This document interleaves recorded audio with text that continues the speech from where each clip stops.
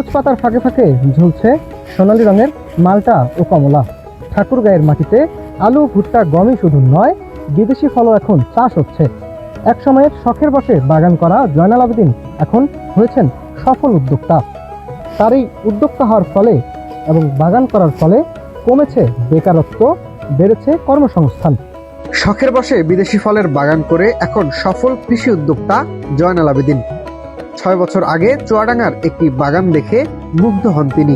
শখের বশে সেখান থেকেই 100 চারা সংগ্রহ করে নিজের 1 একর জমিতে রোপণ করেন মালটা ও কমলার গাছ, গড়ে তোলেন নিজের শখের বাগান।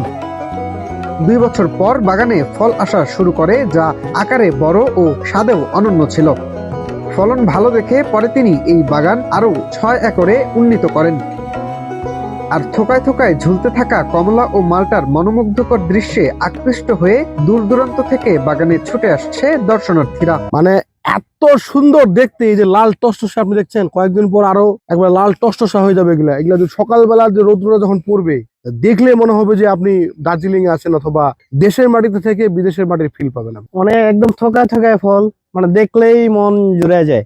দেশের ভিতরে, দেশের মাটিতে এরকম ফল দেখবো, এটা আশাই করা যায় না। বাইরের দেশ থেকে যে ইম্পোর্ট করা হয়, বিশেষ করে কমলা, আপেল, এই জাতীয় যে ফসলগুলো রয়েছে বা ফল রয়েছে, যদি আমরা বাংলাদেশে উৎপাদন করতে পারি তাহলে হয়তোবা যে ডলার যেটা রয়েছে সেটা আমাদের বাইরের দেশে ইনপুট করতে হচ্ছে না। একইভাবে এখানকার যারা উদ্যোক্তা রয়েছে তারাও কিন্তু একটা সফল হবে আর কি।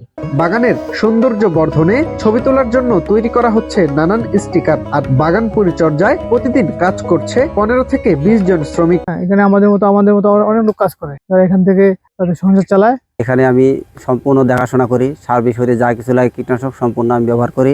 আমরা বাগানে পরিচর্যার কাজ করতেছি, অনেক দর্শক আসে, অনেক বাচ্চারা আসে, ছবি তুলে। আমরা এই যে ছোট ছোট বাচ্চাদের জন্য এই যে বোর্ড দিয়ে, স্টিকার দিয়ে ছবি যেন তুলে আনন্দ পায়, এটার জন্য কাজ করতেছি। ঠাকুরগাঁও সদর উপজেলার রাজাগাঁও ইউনিয়নের উত্তর বটিনা গ্রামে অবস্থিত জয়নাল আবেদিনের এই কমলা বাগান, যার নাম দিয়েছেন টাঙ্গন ব্যারেজ মালটা ও কমলা বাগান। চাকরি শেষে কিছু করার ইচ্ছে আর বেকার যুবকদের কর্মসংস্থানের কথা চিন্তা করেই এই বাগান করা হয়েছে বলে জানান জয়নাল আবেদিন।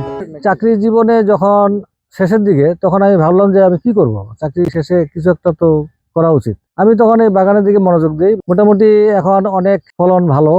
আমার এখানে প্রতিদিন 4 থেকে 5 জন লোক কাজ করে এবং সিজন টাইমে এখানে 30 জন লোক কাজ করে। এলাকার লোকেরও কিছু কর্মসংস্থান হয়, তারা কিছু পয়সা পায়। আমিও নিজেকে মনে করি যে আমি একজন কৃষি উদ্যোক্তা, ভালো লাগে।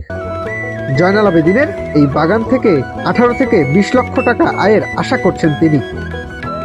ঠাকুরগাঁয়ে এবার 790টি মালটা ও 53টি কমলা গাছ রয়েছে, যা চাষ হচ্ছে প্রায় 160 হেক্টর জমিতে।